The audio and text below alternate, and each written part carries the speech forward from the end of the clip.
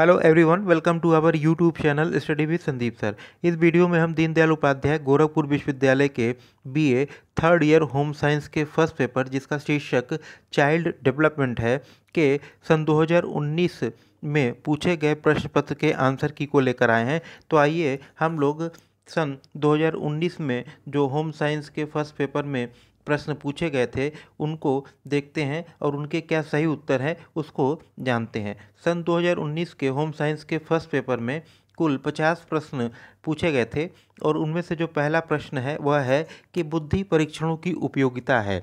Option A सेना के क्षेत्र में, ऑप्शन बी शिक्षा के क्षेत्र में, ऑप्शन सी व्यवसाय में, ऑप्शन डी उपर्युक्त सभी में। तो बुद्धि परीक्षणों की जो उपयोगिता है वो सेना के क्षेत्र में भी होती है, शिक्षा के क्षेत्र में भी है और व्यवसाय में भी है। तो प्रश्न संख्या 1 का जो सही उत्तर होगा वो होगा ऑप्शन डी उपर्युक्त सभी। प्रश्न संख्या 2 को हम लोग देख लेते हैं। इसमें आपसे पूछा गया है कि किस प्रकार के खेल में 6 से 7 वर्ष के बालक रुचि लेते हैं। ऑप्शन ए दिया है एकांकी, ऑप्शन बी समूह, ऑप्शन सी दोनों, ऑप्शन डी इनमें से कोई नहीं। तो 6 से 7 वर्ष का जो बालक होता है वह एकांकी खेल में रुचि लेता है। तो प्रश्न संख्या 2 का ऑप्शन ए आपका सही उत्तर हो जाएगा। प्रश्न संख्या 3 को हम लोग देख लेते हैं। इसमें आपसे पूछा गया है कि बौद्धिक कारक सिद्धांत का प्रतिपादन किया है। ऑप्शन ए स्पीयरमैन ने, ऑप्शन बी गार्डनर ने, ऑप्शन सी MC ग्रेगर ने और ऑप्शन डी स्किनर ने। तो जो बुद्धि का कारक सिद्धांत है वह स्पीयरमैन का है। तो प्रश्न संख्या 3 का ऑप्शन ए आपका सही उत्तर हो जाएगा। स्पीयरमैन का जो बुद्धि का द्विकारक सिद्धांत है, बीने का एक कारक बुद्धि का सिद्धांत है, स्पीयरमैन का द्विकारक सिद्धांत है, सस्टन का समूह कारक का सिद्धांत है। तो प्रश्न संख्या 3 का ऑप्शन ए आपका सही उत्तर होगा। प्रश्न संख्या 4 को हम लोग देख लेते हैं। इसमें आपसे पूछा है कि इनमें कौन सा ग्रॉस मोटर कौशल नहीं है। ऑप्शन ए दिया है दौड़ना, ऑप्शन बी दिया है चित्रकारी करना, ऑप्शन सी खड़ा रहना और ऑप्शन डी कूदना। तो जो ग्रास मोटर कौशल में दौड़ना, कूदना, खड़े रहना ये सब आता है, तो चित्रकारी करना जो है ग्रास मोटर कौशल नहीं है। तो प्रश्न संख्या 4 का ऑप्शन बी आपका सही उत्तर हो जाएगा। अगले प्रश्न को हम लोग देख लेते हैं। प्रश्न संख्या 5, इसमें आपसे पूछा गया है कि समायोजन को प्रभावित करने वाला कारक नहीं है। ऑप्शन ए गरीबी, ऑप्शन बी विघटित परिवार, ऑप्शन सी माता पिता की अभिवृत्तियाँ, ऑप्शन डी इनमें से कोई नहीं। तो समायोजन को गरीबी भी प्रभावित करता है और विघटित परिवार भी करता है और माता पिता की अभिवृत्तियाँ भी करती हैं समायोजन को प्रभावित। तो प्रश्न संख्या 5 का ऑप्शन डी इनमें से कोई नहीं आपका सही उत्तर हो जाएगा। प्रश्न संख्या 6 को हम लोग देख लेते हैं। इसमें आपसे पूछा गया है कि खेल का अर्थ है।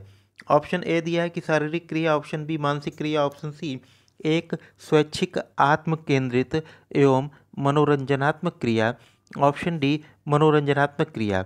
तो प्रश्न संख्या 6 को ऑप्शन ए आपका सही उत्तर होगा, एक शारीरिक क्रिया। प्रश्न संख्या 6 का ऑप्शन ए आपका सही उत्तर हो जाएगा। प्रश्न संख्या 7 को हम लोग देख लेते हैं। इसमें आपसे पूछा गया है कि इनमें से कौन सा पैरों का कौशल नहीं है। ऑप्शन ए नहाना, ऑप्शन बी तैरना, ऑप्शन सी कूदना, ऑप्शन डी नाचना। तो तैरने में, कूदने में और नाचने में पैरों का इस्तेमाल होता है, पैरों के कौशल का, नहाने में नहीं होता। प्रश्न संख्या 7 का ऑप्शन ए जो है आपका सही उत्तर हो जाएगा। प्रश्न संख्या 8 को हम लोग देख लेते हैं। इसमें आपसे पूछा गया है कि एंडोमॉर्फिक प्रकार है। जो 4 ऑप्शन दिए गए हैं उसमें से आपका जो सही उत्तर होगा वो होगा ऑप्शन ए शारीरिक रचना का। शारीरिक रचना का प्रकार जो है एंडोमॉर्फिक है। प्रश्न संख्या 8 का ऑप्शन ए आपका सही उत्तर हो जाएगा। प्रश्न संख्या 9 को हम लोग देख लेते हैं। प्रश्न संख्या 9 में पूछा गया है कि बच्चों में अस्थायी दांत होते हैं। तो बच्चों में जो अस्थायी दांतों की संख्या होती है वह है 20। तो प्रश्न संख्या 9 का ऑप्शन ए आपका सही उत्तर हो जाएगा। प्रश्न संख्या 10 को हम लोग देख लेते हैं। इसमें आपसे पूछा गया है कि शारीरिक एवं मस्तिष्क विकास की प्रक्रिया को कहते हैं। ऑप्शन ए दिया है विकास, ऑप्शन बी परिपक्वता, ऑप्शन सी व्यवहारिक, ऑप्शन डी उपरोक्त सभी। तो शारीरिक और मस्तिष्क के विकास को हम लोग परिपक्वता के नाम से जानते हैं, मैच्योरिटी के नाम से। तो प्रश्न संख्या 10 का ऑप्शन बी आपका सही उत्तर हो जाएगा। प्रश्न संख्या 11 को हम लोग देख लेते हैं। इसमें आपसे पूछा गया है कि बाल्यावस्था का प्रमुख संवेग है। इसमें ऑप्शन ए दिया है भय, ऑप्शन बी क्रोध, ऑप्शन सी प्रेम, ऑप्शन डी उपरोक्त सभी। तो बाल्यावस्था में भय, क्रोध और प्रेम ये सभी संवेग पाए जाते हैं। तो प्रश्न संख्या 11 का ऑप्शन डी जो है आपका सही उत्तर हो जाएगा, उपरोक्त सभी। प्रश्न संख्या 12 को हम लोग देख लेते हैं। इसमें आपसे पूछा गया है कि निम्न में से कौन सी संज्ञानात्मक विकास की प्रथम अवस्था है।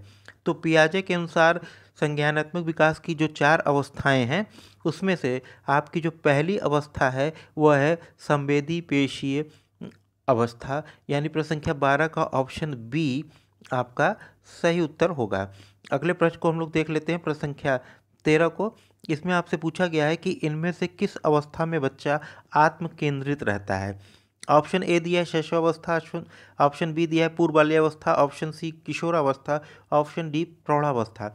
तो शैशवावस्था में जो बच्चा है वो आत्म केंद्रित होता है, सेल्फ सेंटर्ड होता है। तो प्रश्न संख्या 13 का ऑप्शन ए आपका सही उत्तर हो जाएगा। प्रश्न संख्या 14 को हम लोग देख लेते हैं। इसमें आपसे पूछा गया है कि प्राथमिक भावनाएं प्रकट होती हैं। ऑप्शन ए दिया है कि पहले 6 महीने के भीतर, ऑप्शन बी जल्द ही जन्म के बाद, ऑप्शन सी दिया है कि ए और बी दोनों, ऑप्शन डी इनमें से कोई नहीं। तो प्राथमिक भावनाएं जो बच्चे में जो जन्म के पहले जो 6 महीने के भीतर वो प्रकट होती हैं। तो प्रश्न संख्या 14 का ऑप्शन ए आपका सही उत्तर होगा। प्रश्न संख्या 15 को हम लोग देख लेते हैं। इसमें आपसे पूछा गया है कि निम्न में से अपंगता का कारण है। ऑप्शन ए बीमारी, ऑप्शन बी जन्मजात अपंगता, ऑप्शन सी दुर्घटना, ऑप्शन डी उपरोक्त सभी। तो अपंगता इन सभी कारणों से हो सकती है। तो प्रश्न संख्या 15 का ऑप्शन डी उपरोक्त सभी आपका सही उत्तर होगा। प्रश्न संख्या 16 को हम लोग देख लेते हैं। इसमें आपसे पूछा गया है कि नवजात शिशु के शरीर में कुल कितनी अस्थियां होती हैं। तो नवजात शिशु के शरीर में कुल 270 अस्थियां होती हैं। प्रश्न संख्या 16 का ऑप्शन ए आपका सही उत्तर हो जाएगा। प्रश्न संख्या 17 को हम लोग देख लेते हैं। इसमें आपसे पूछा गया है कि प्रतिभाशाली बालक की बुद्धि लब्धि होती है। तो प्रतिभाशाली जो बालक की बुद्धि लब्धि जो होती है उसमें आपके ऑप्शन जो जिस प्रश्न में दिए हैं 4, ऑप्शन ए दिया 140, option B 150, option C 160, option D 170। तो प्रतिभाशाली बालक उन बालकों को हम लोग कहते हैं जिनकी बुद्धि लब्धि IQ 140 या उससे ऊपर होती है। तो प्रश्न संख्या 17 का ऑप्शन ए आपका सही उत्तर हो जाएगा। प्रश्न संख्या 18 को हम लोग देख लेते हैं। इसमें आपसे पूछा गया है कि मॉन्टेसरी विधि के प्रतिपादक हैं। Option A Froebel, option B पियाजे, option C madam Maria, option D इनमें से कोई नहीं।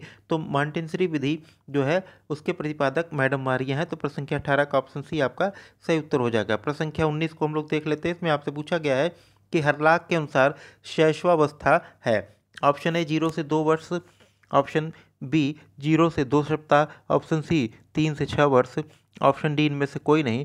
तो हरलाख के अनुसार जो शैशवावस्था होती है वो 0 से 2 वर्ष तक होती है। तो प्रश्न संख्या 19 का ऑप्शन ए आपका सही उत्तर हो जाएगा। प्रश्न संख्या 20 को हम लोग देख लेते हैं। इसमें आपसे पूछा गया है कि किशोरावस्था तूफान और तनाव की अवस्था है, यह कथन किसका है। तो ऑप्शन ए दिया है कि एंडरसन का, option B Hall, option C Erikson, option D जो है रोजर का।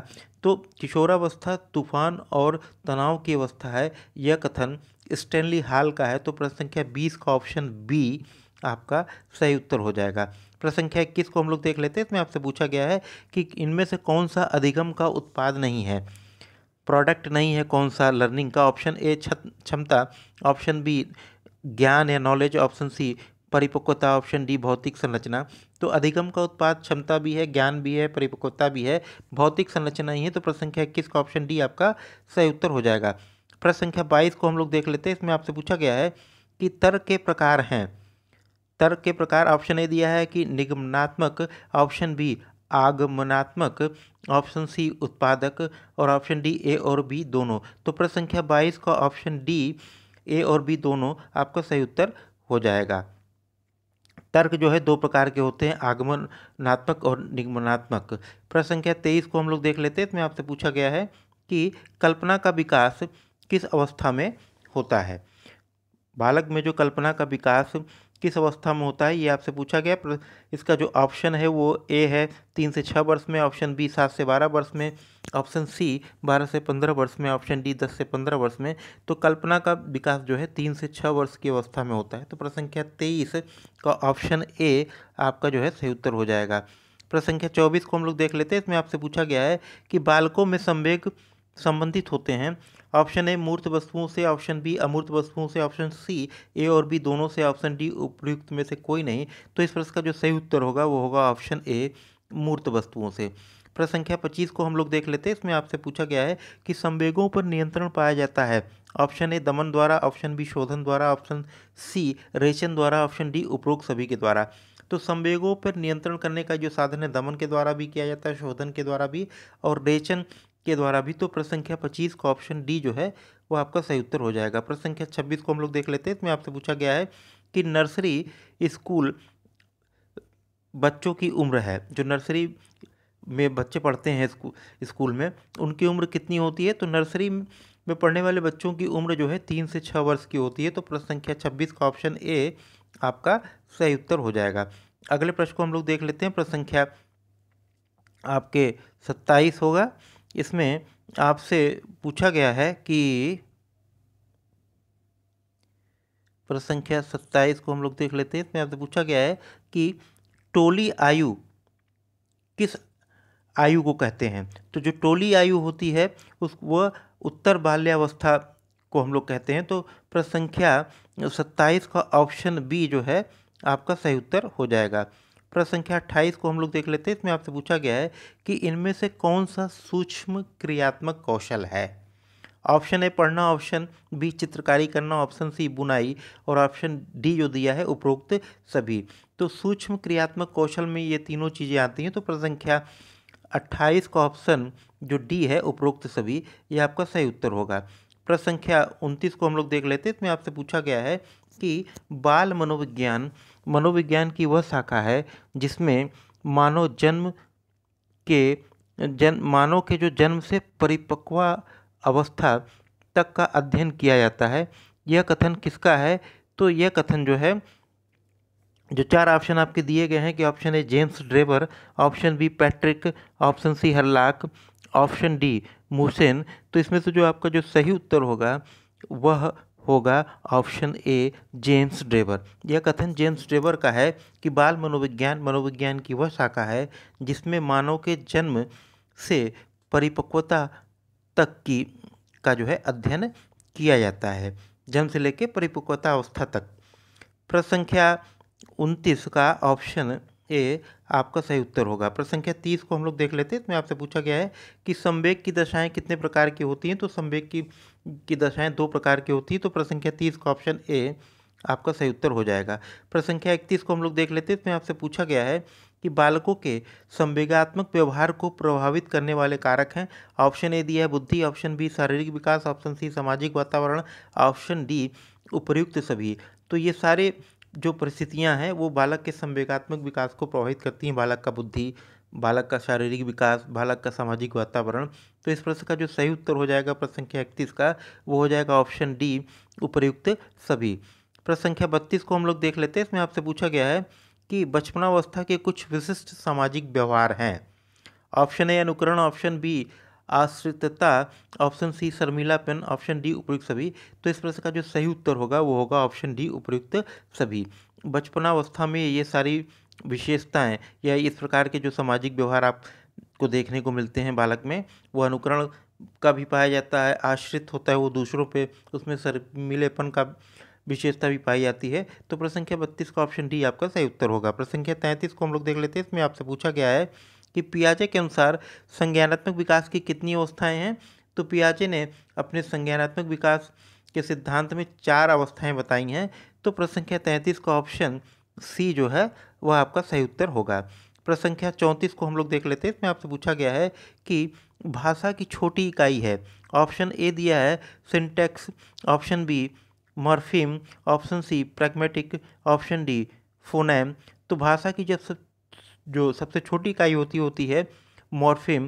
प्रश्न संख्या 34 का ऑप्शन बी आपका सही उत्तर हो जाएगा।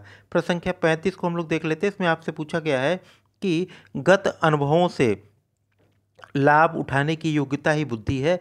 ऑप्शन इसमें ए दिया है Freud, option B Terman, option C Stern, option D Thorndike. इस प्रश्न में जो चारों ऑप्शन दिए गए हैं वो चारों गलत हैं, क्योंकि यह जो परिभाषा है वो डियरबोन की है। डियरबोन ने ही कहा है कि गत अनुभव से लाभ उठाने की योग्यता बुद्धि है, जो कि इसमें नहीं दिया गया है।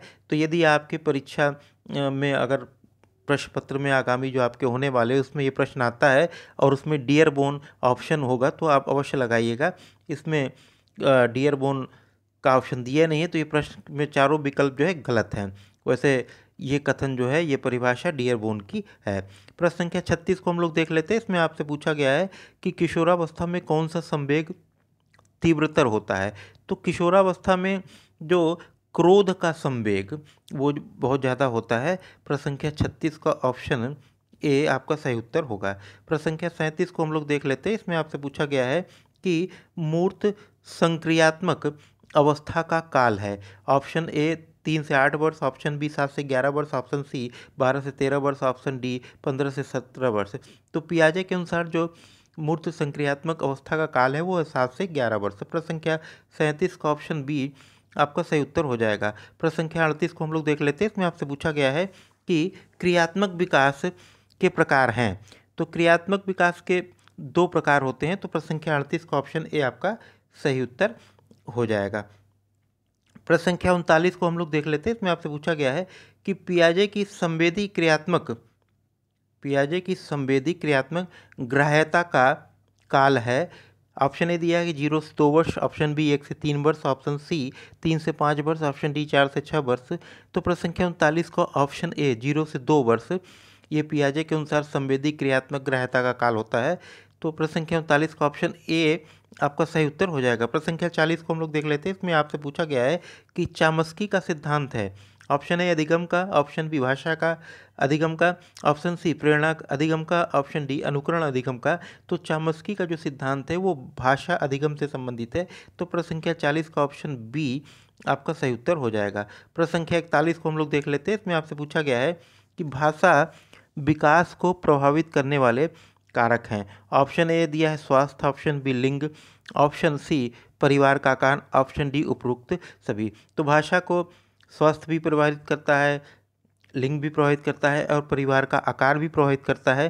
तो प्रश्न संख्या 41 का ऑप्शन डी जो है वो आपका सही उत्तर हो जाएगा। प्रश्न संख्या 42 को हम लोग देख लेते हैं। इसमें आपसे पूछा गया है कि कब शरीर की लंबाई 17 से 21 इंच के बीच होती है। तो शरीर की जो लंबाई 17 से 21 इंच के बीच में होती है जब हम नवजात अवस्था में होते हैं, यानी प्रश्न संख्या 42 का ऑप्शन ए आपका सही उत्तर हो जाएगा। प्रश्न संख्या 43 को हम लोग देख लेते हैं। इसमें आपसे पूछा गया है कि पर्सोना का वास्तविक अर्थ क्या होता है।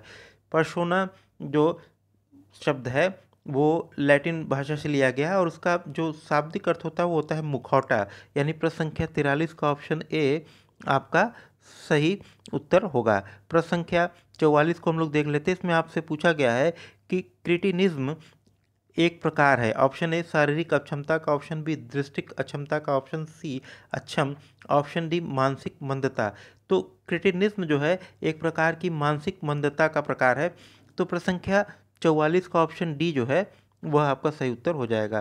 प्रश्न संख्या 45 को हम लोग देख लेते हैं। इसमें आपसे पूछा गया है कि व्यक्तित्व से तात्पर्य है, पर्सनालिटी का क्या अर्थ है। इसमें ऑप्शन ए दिया है कि रुचियों, योग्यताओं तथा क्षमताओं का विशिष्ट संगठन, ऑप्शन बी जो दिया है वो है बाह्य शारीरिक रंग रूप, और ऑप्शन सी दिया है अच्छा वक्ता, और ऑप्शन डी उपरोक्त सभी।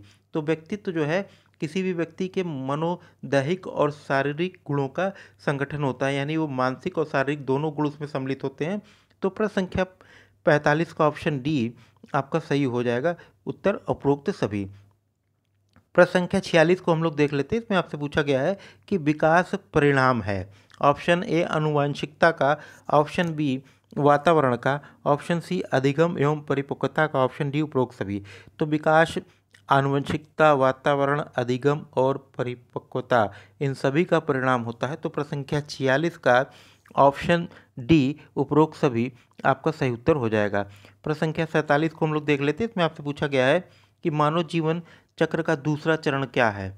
तो मानव जीवन चक्र का जो दूसरा चरण होता है उसको हम लोग बोलते हैं शैशवावस्था। तो प्रश्न संख्या 47 का ऑप्शन डी आपका सही उत्तर हो जाएगा।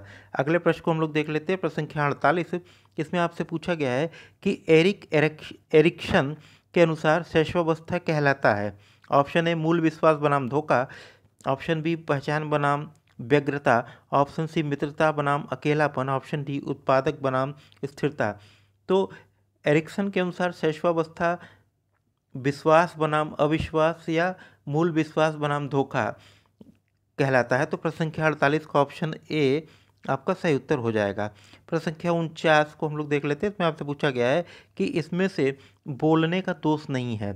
ऑप्शन ए आवाज़ की समस्या, ऑप्शन बी अशुद्ध उच्चारण, ऑप्शन सी हकलाना, ऑप्शन डी तेज बोलना। तो आवाज़ की समस्या ये बोलने का दोष है, हकलाना भी बोलने का दोष है, अशुद्ध उच्चारण करना भी यह बोलने का दोष है और तेज बोलना यह बोलने का दोष नहीं है। तो प्रश्न संख्या 49 का ऑप्शन डी जो है वह आपका सही उत्तर हो जाएगा। प्रश्न संख्या 50 को हम लोग देख लेते हैं। इसमें जो इस प्रश्न पत्र का अंतिम प्रश्न है, इसमें आपसे पूछा गया कि भाषा का सिद्धांत है। ऑप्शन ए भाषा विकास में सहायक, ऑप्शन बी भाषा की प्रणाली, ऑप्शन सी अनुकरण की प्रणाली, ऑप्शन डी उपरोक्त सभी। तो इस प्रश्न का जो सही उत्तर होगा वो होगा ऑप्शन डी उपरोक्त सभी। तो इस प्रकार सन 2019 के जो आपके होम साइंस के फर्स्ट पेपर में जो 50 प्रश्न पूछे गए थे, उन सभी प्रश्नों के आपको उत्तर प्राप्त हो गए हैं। यदि यह वीडियो आपको अच्छा लगे तो इसको लाइक कीजिएगा और अपने उन मित्रों को जिनका कि आपका होम साइंस उनका भी विषय होगा, उनको भी यह वीडियो शेयर कीजिएगा। और यदि आप हमारे चैनल पर नए हैं तो चैनल को सब्सक्राइब करना मत भूलिएगा। जय हिंद।